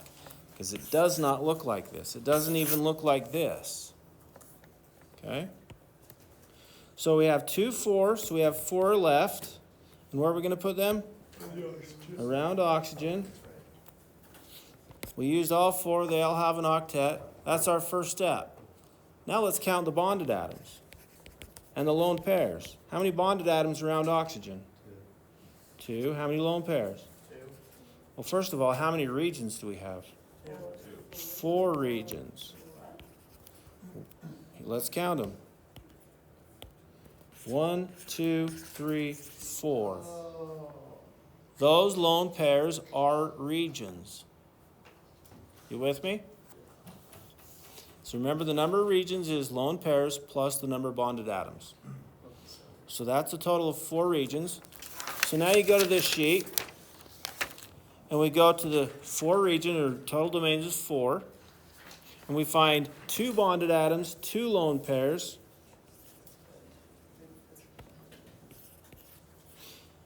So the molecular geometry is bent, and the electron geometry is tetrahedral. So it looks like this.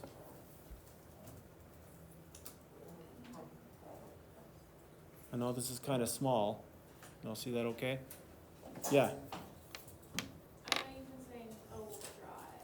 Oh, should we draw it? Are we expected to draw? Yes, let's do. We drew this one.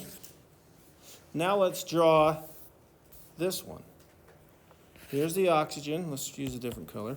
Here's oxygen. And I'm going to draw the tetrahedral shape first.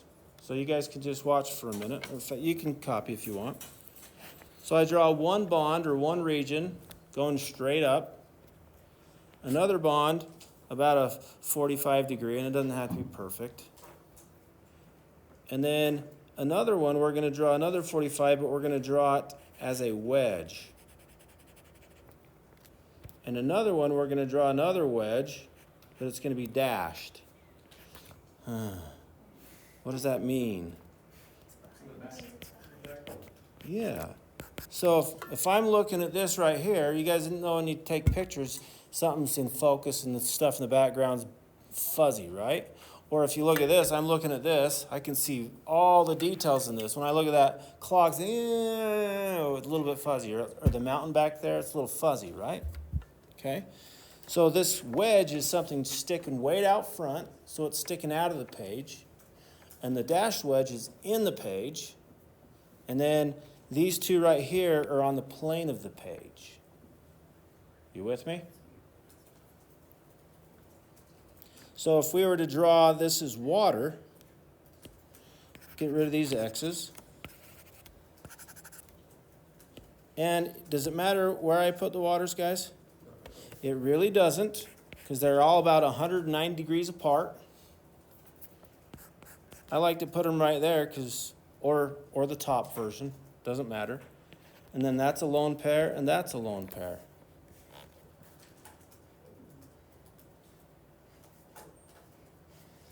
And that's what tells us what?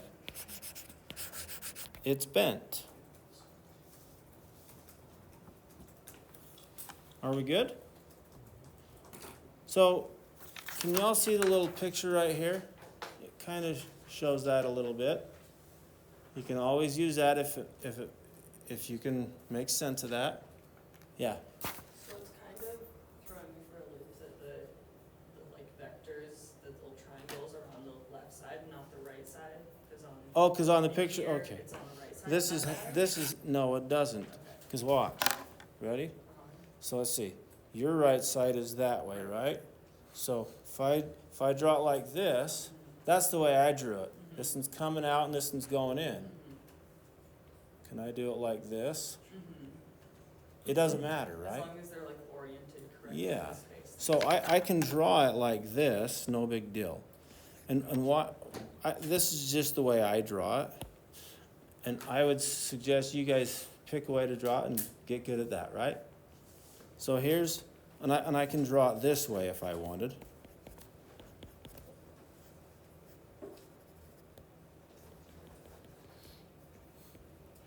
And you see how I drew those lone pairs a little bit different this time? And I changed the bonds to be right here and right here.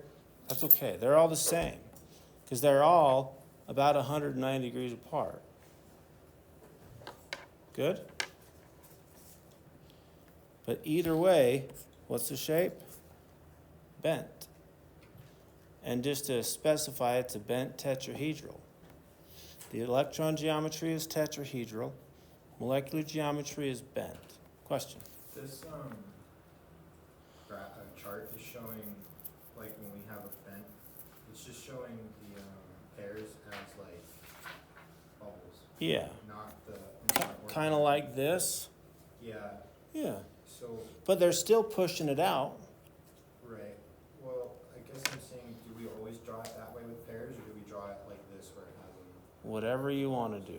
Okay, so. Now, Always correct what's important. here's the way I do it, Yeah. because I can see this in my head.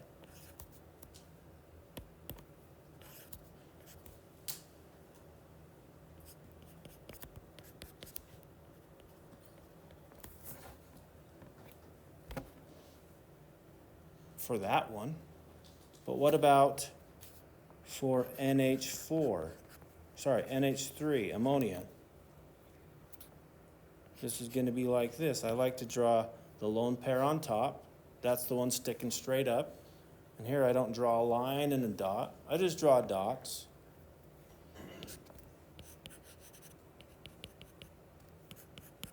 I draw it like that. Does that make sense? Yeah. So, Doesn't necessarily, it's not like a specific. yeah. Am I going to ask you to draw it and post it on Canvas? No. It might say, tell me what the shape is. Okay. You with me? Yeah, and the test will do like multiple choice. But when we get to polarity, if you don't know what it is three-dimensionally, it's going to throw you off. We'll get there. We're not there yet. Okay? How's it coming? Should we do... Let's do a couple more. So this one right here, what's this called? What's the molecular geometry? In fact, what's the electron geometry? How many regions do we have? 4, so it's tetrahedral. What is the molecular geometry? The molecular shape? Trigonal pyramid. Why? Because it's a triangular-based pyramid. Can you see that three-dimensionally? Yeah. Okay. Looks like this one here. Triangular-based, and they kind of all go up at an angle, so it's a pyramid. So we call these what they are because of the way they look. We don't try to make funky names for it, ish. Okay. Let's do a couple more before we leave.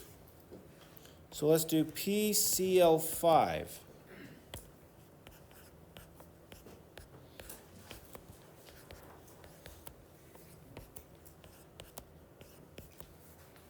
Now, I guess I drew that kind of three-dimensionally, but we have 5 regions there, and we know that's correct because the formal charges are 0, right?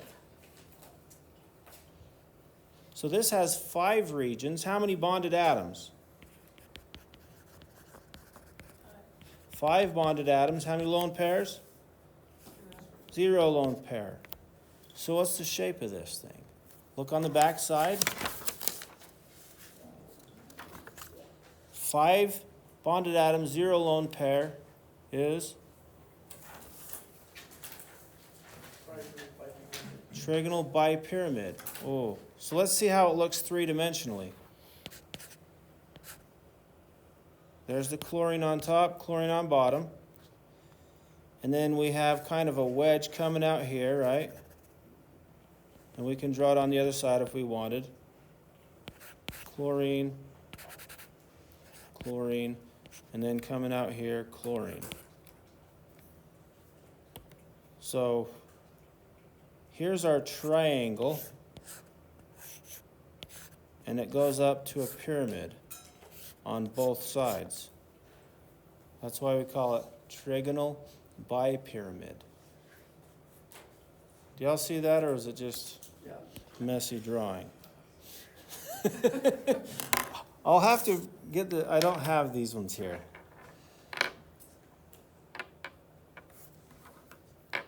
But if you look at the angle between it, this angle right here is 90 degrees. This is 90 degrees. Even to these ones right here, because these are all on the same plane. You with me? But then the angle between all of these is about 120, because this is a triangle. And that's as far apart as they can be. Yeah. Why are there no lone pairs? Why are there no lone pairs? Because this guy already has more than an octet, but it makes its formal charge 0. If we put a lone pair around there, now it has a formal charge of -2, and it has more than an octet, and we use more electrons. So if I were to draw the electron, or the Lewis structure, 5 plus 5 times 5, not 5, 7 times 5. That's 30, 40. So this has all of these around here, right?